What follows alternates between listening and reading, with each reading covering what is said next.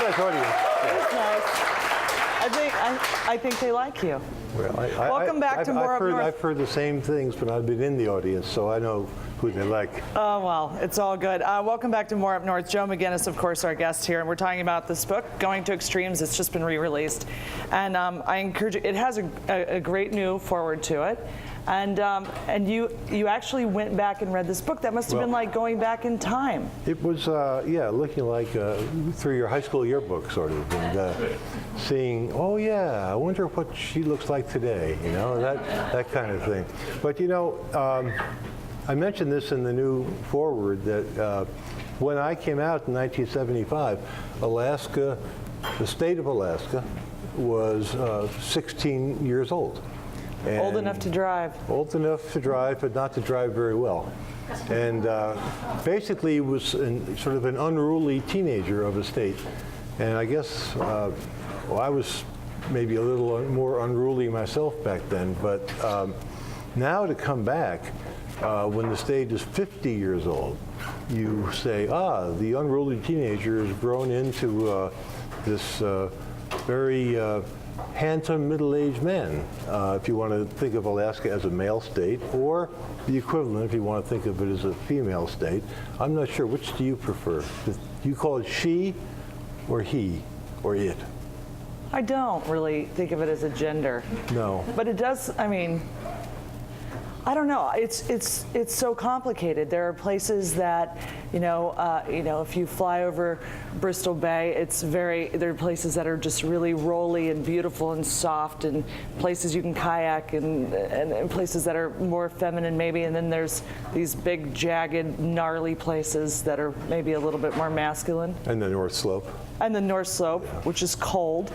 No matter how many women work there, it stays cold. It doesn't matter. The other, so now I think of Alaska as a mature, midlife, 50-year-old, maybe going through a midlife crisis, but at least in midlife. But in a bigger perspective, my home, permanent home, or home I live in most often, is in Massachusetts. And Massachusetts passed its 50 years of statehood in 1826. So really, 2010 in Alaska is the equivalent of 1826 in Massachusetts. And one of the things that means is that it's still in its infancy, Alaska. Most of its history is yet to be written. There are the founding stories, and this has been a very bad summer for the passing of founders such as Walter Hickel and Ted Stevens. But we were just over the weekend down in Halibut Cove with another of them, Clem Tillian. And Clem is 85 years old and strong as a bull moose, and planning on building a lighthouse and doing this and doing that, and he hasn't slowed down from when he was 35. And this was a great generation, the people that actually built Alaska. And I got to see a number of them back in the 70s, and there are fewer left, unfortunately, but I hope somebody's going to record some interviews with some of those people who, they're still here.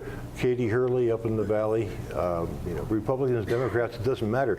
This was the generation that created the state, and to have access to your own creators is a very unique position to be in.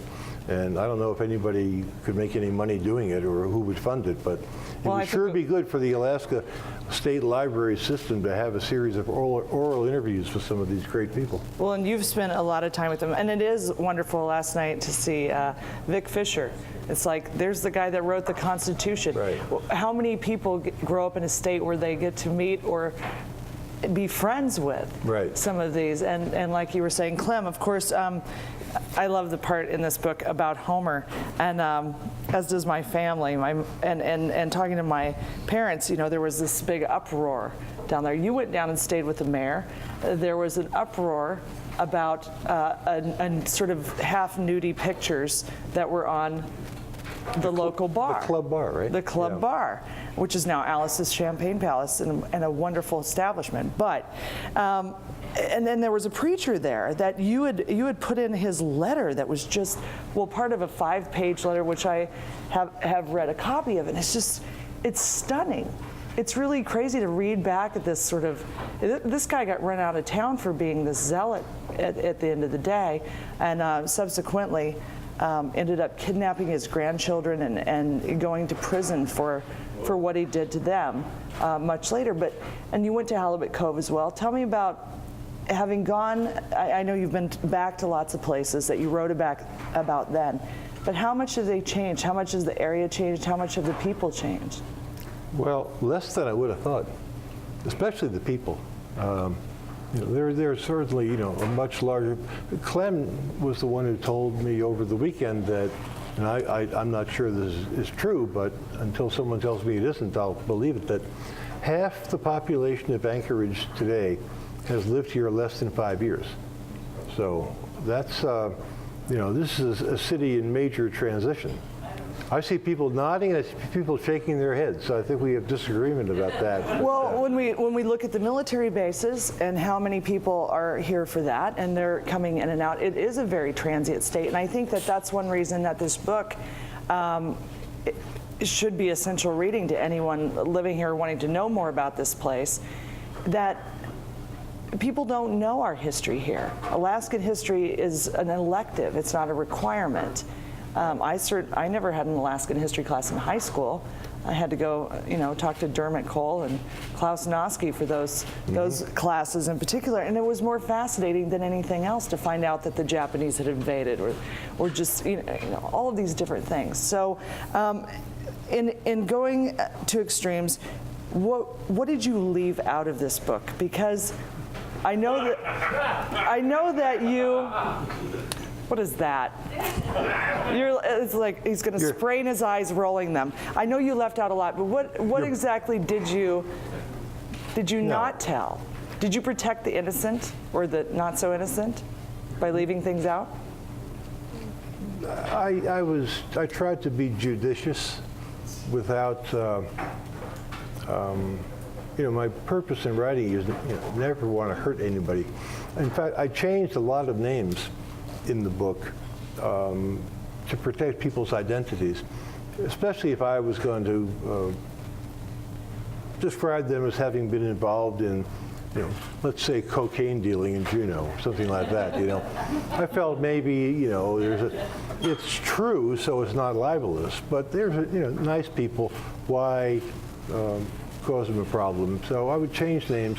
In that particular case, the book came out, and these two people whose names are Jim Kendall and Suki Forsman, those are the real names. I think I called them Ross and Karen in the book. But they called me up and they were furious. We've been telling people for 2 years that we're going to be in your book, and now it comes out and we're not there. And this year,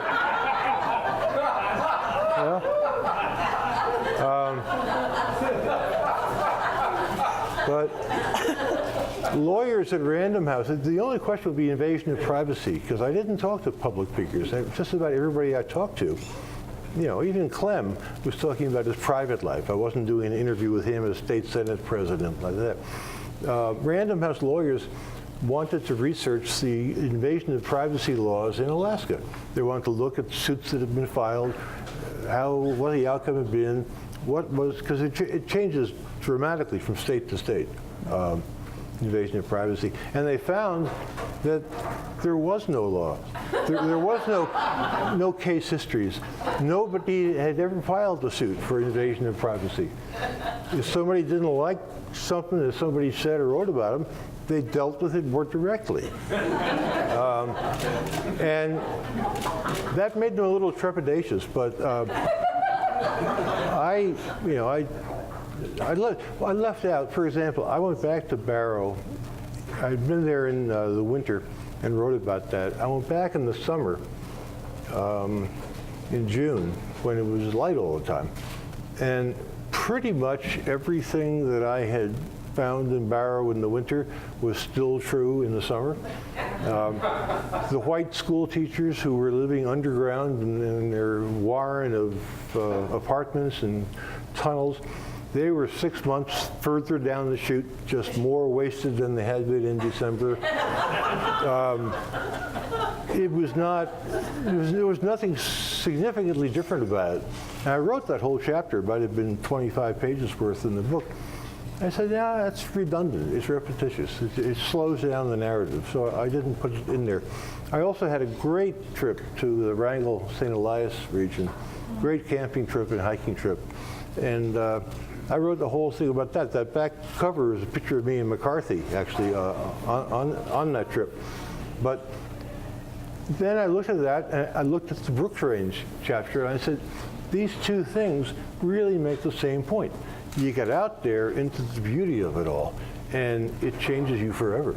It's a transcendent experience. But you don't want to have two transcendent experiences in a book, because one of them is going to be an anticlimax. So I sacrificed Wrangell, St. Elias to focus my attentions on the Brooks Range. So it was that kind of thing. It wasn't any specific scandalous details. You know, I'm not a scandal monger. You know? I try to avoid that. Sometimes you can't, but I try. Well, you had mentioned that you got quite a bit of fallout. I've heard from people that they were really upset when the book came out. When we went to visit Clem Tillion, he was very happy about what you had written in the book about him, and you said he's one of the few. Have you seen many other people that you wrote about, and was there immediate fallout then? It's not just, I shouldn't say it's only a few. There are really only a few who were sorely, it was people I didn't write about who just lived in Alaska who, when the book came out, said, oh, he makes us look like, you know, we're living here at the end of the earth or something, and we're really very cosmopolitan, sophisticated people. And Anchorage is the Paris of the Northwest, and how can he say it's like this and like this? So it wasn't the people Paris of the Northwest. Well, yeah, you like that? I like that. I had first thought back in the 70s it more resembled Fort Wayne, Indiana, but I like it. Anchorage is great, but it ain't Paris, and it never has aspired to be, right? No, there was a thing that Alaskans were used to seeing Alaska portrayed the way it is on a postcard. Right. Beauty, outdoors, all the legends and stuff, and nobody had ever written about it from the perspective of a curious outsider who was experiencing things that people who'd grown up here would take for granted and wouldn't bother writing about. But, my first day in Fairbanks when it was 48 degrees below zero, that was a sensory experience. That was, so people in Fairbanks said, well, you make it sound like it's cold here all the time. Well, let's see. Right, it's the things, you wrote about the things that you just can't make up.